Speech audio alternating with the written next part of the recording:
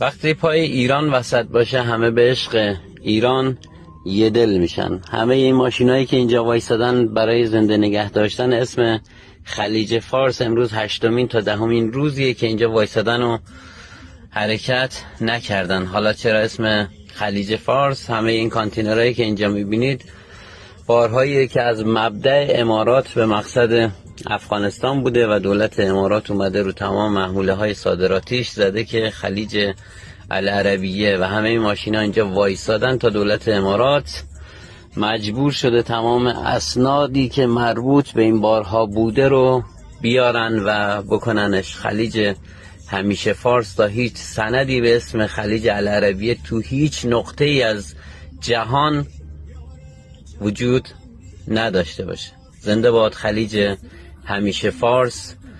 26 آذر ماه رو هم سال روز ملی رانندگان و صنعت حمل و نقل رو از همینجا به همه همکاران و دوستان گرامی تبریک عرض میکنم. راننده جان روزت مبارک.